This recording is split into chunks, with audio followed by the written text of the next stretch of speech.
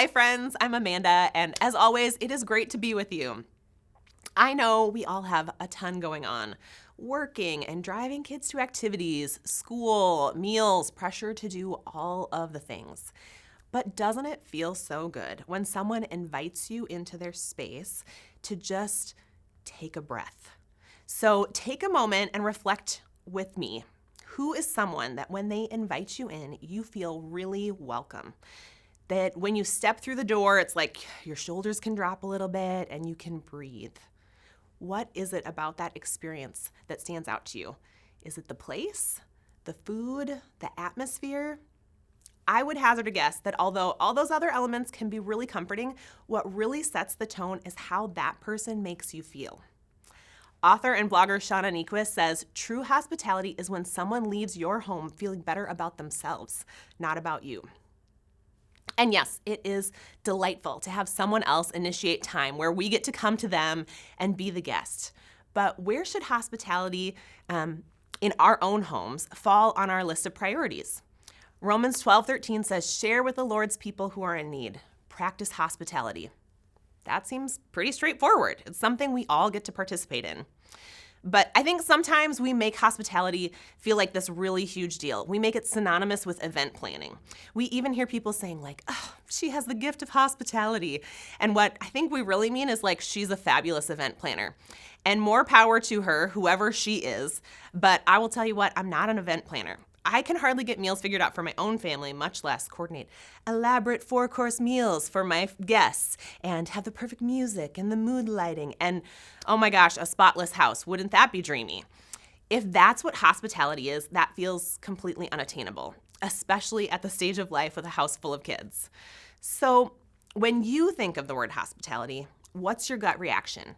Does that idea of being the host make you feel excited anticipation, or does it just feel like a whole bunch of work and stress that you can't deal with? I'm going to invite you to check out Luke chapter 10. Here's what it says. As Jesus and his disciples were on their way, he came to a village where a woman named Martha opened her home to him. She opened her home. She had a sister called Mary who sat at the Lord's feet listening to what he said. But Martha was distracted by all the preparations that had to be made. She came to him and asked, Lord, don't you care that my sister has left me to do all the work by myself? Tell her to help me. Martha, the Lord answered, you're worried and upset about many things, but few things are needed, or even just one. Mary has chosen what is better, and it won't be taken away from her. So Martha sounds like the super host. She knows all the tasks that need to be done. She's scurrying around, making sure that the logistics are taken care of. But Jesus urged her to slow down, that Mary had actually made the better choice to stop and spend time with Jesus, engaging with him. This story seems to tell us that hospitality is really about relationship.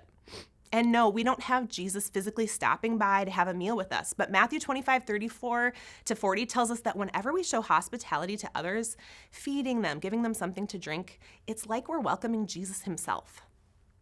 Hospitality is also inviting a deeper level of personal connection with someone you already know or you'd like to get to know better. You're combining both the power of the personal invitation, I chose you, I want to spend more time with you, and you're welcoming people into your personal refuge. There's an intimacy to welcoming people into your own home. Acts 2:46 talks about how as people became Christ followers and joined God's family, they broke bread together in their homes and ate regularly with glad and sincere hearts.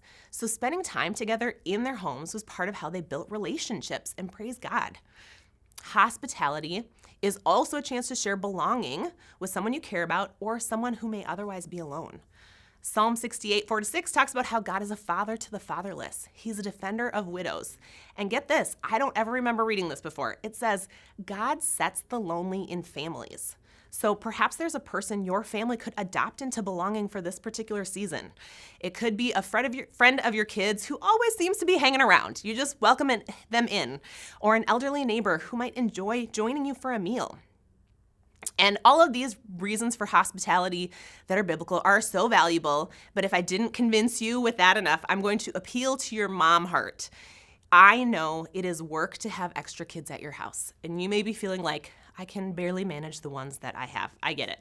Whether it's a play date or your kids are older and friends are just getting dropped off. But Being in the house that kids gather at means you have the opportunity to observe their peer interactions. You have the chance to be there to help them navigate conflict, and you get a front row seat to the kind of friends that they're choosing. If they're naming somebody from school, you could invite them over. You have the chance to nurture that friendship or potentially steer them in another direction if it doesn't seem like a good fit. When I was growing up, my parents encouraged us to invite our friends over all of the time. And I distinctly remember in my teen years, my parents knew everyone I spent my time with. It meant that there were no secrets. Not only did I not want to let my parents down, my friends liked my parents. They cared about what Bob and Kathy thought. They didn't want to let them down either. And they liked spending time at our house, so they wanted to keep coming back. For the price of tons of junk food and wear and tear on their house, my mom and dad knew who I was spending time with and what kind of choices I was making. My kids aren't quite to the teen years yet. They're upper elementary, but we're already trying to offer to have kids come to our house whenever we can because we want to be that safe place where the parents are in the know. Okay, so all these are great reasons why hospitality is really important. You get it. But where do you even start? How do you make it not feel so daunting? Again, it's true, there's going to be a little bit of extra work. But even though you may want to pick up your house, I get that. And I will tell you, sometimes knowing company's coming over is just the motivation I need to actually drop those things off at Goodwill or hang that picture that I've been meaning to do for so long. But I also learned the hard way in my first year of marriage that when we invited people over and I got crazy about it and I turned into a Martha, I ruined our whole day leading up to our fun night of hosting. I would be overwhelmed with all the details and the things, the way I wanted to present us in our home, and Ryan and I would be so irritated with each other and I'd feel like I'd worked all day. By the time our guests were coming over, we hardly wanted to be in the same room with each other, much less happily host them. So we got to get practical and prioritize. I have 4 tips for how to make that happen. Tip number 1 is to choose 2 prep steps that are your bare minimum. So right now, imagine that you're going to have a friend stop by, kind of last minute. What are the 2 things that are most important to you to get done before the guests arrive? For me, our first floor is pretty open plan. So I want to have the surfaces, the counter, and the kitchen table to be cleared. And that would be nice if it meant that I actually sorted the kids' papers and put all the things away. Sometimes I can do that. Sometimes I clear it all into a laundry basket and put that in the laundry room and close the door. And for me, my second thing is vacuuming the first floor, even if it's real quick. We have a big yellow lab who's this sweet old man dog, but I'm not really a pet person, so I feel sensitive to people coming to my house and feeling ugh, we have dog hair on our feet, and I don't ever want them to feel that way. So those are my 2 things.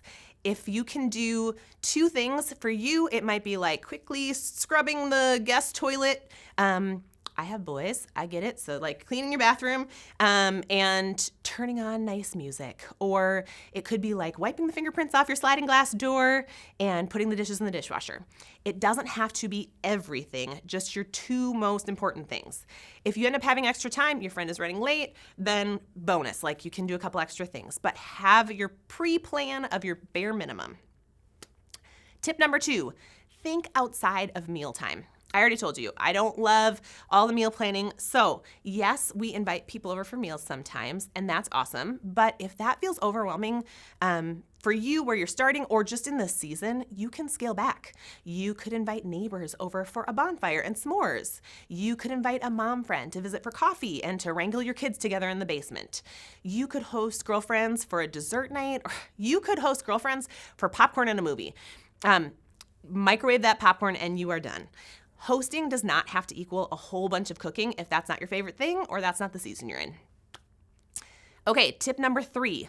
This goes with the cooking part. Have a signature snack. So I would advise that you help future you by keeping your fan favorites on hand. And families kind of already do some of this, you have things that you keep in stock because your family loves them. But if you just make it a constant on your grocery store list, it can be your hosting backup. So again, you feel like you can invite people over last minute. For us, it's things like assorted sparkling waters and probably chips and salsa or guac. It's super easy. We can do it on the fly. We can do it between meals or even if someone came over in the evening. Your 2 things should be things that you would feel are a treat to have with your friends. It could be the herbal tea you love and Trader Joe's cookies, or it could be lemonade and cheese and crackers, or veggie and hummus. If you're Jana, it's popcorn. It can be any combination of your like easy special drink and snack. And this will not only make your life simpler, it will make you feel more comfortable inviting people over kind of last minute for a play date or to catch up. Something that you have to offer is always going to be on hand, and you don't feel like you have to make a special grocery store trip. Okay, so my last tip for today, tip number 4, is to get more comfortable communicating kind expectations. So one way you can do this is right away in the invitation. You send a text message, hey, any chance you guys are free to come over for dinner next weekend? And they reply, yes. Awesome, we're planning to grill chicken. Would you be willing to bring a dessert? In most cases, people are happy to contribute, but sometimes they just forget to offer. So this gives the guest a specific way to be involved in the meal. And if you are doing like families all together with kids, it gives them a chance to bring something they know their kids will eat. So that can be helpful too. Another expectation I had to learn how to set was in regards to toy cleanup. I used to feel super stressed out when we'd have play dates at our house or invite families over, and suddenly it'd be time for guests to leave, and they'd be like, oh, it's bedtime, we gotta go, and they'd pack their kids up and leave, and the house would be like an explosion of toys. And I just didn't know how to handle it, but it's a real barrier for wanting to have people over again if you feel like you end up with 10 times as much work as you started with. So over time, I have gotten more comfortable communicating to my kids and to our guests, hey guys, the Morgans need to get going, so let's do a quick 1-song cleanup so they can get ready to leave. One song, like 3 minutes of we scramble around and pick up what we can, is not going to delay their departure that much, and it gives that cue to like my family and to the other family, like, oh yeah, we got to take care of that quick before we go. And actually now our kids are older, they're upper elementary. We have put more of that responsibility on them. They know that if they don't ask their friend to help them pick up before they leave, then they're gonna have to do it by themselves. So now our kids are a little more practiced at saying like, wait, can you help pick up the Nerf stuff before you go? And we parents don't have to nag about it, which is delightful. So finally, I know there are times when you may not be able to be the one inviting people into your physical home. You're going through a season where it's just not feasible for whatever reason, and that is okay. But you can still show hospitality by inviting people into your life. Invite that mom to meet you at the park with all your kids, or invite a neighbor to come to church with you and walk over with them to get coffee beforehand.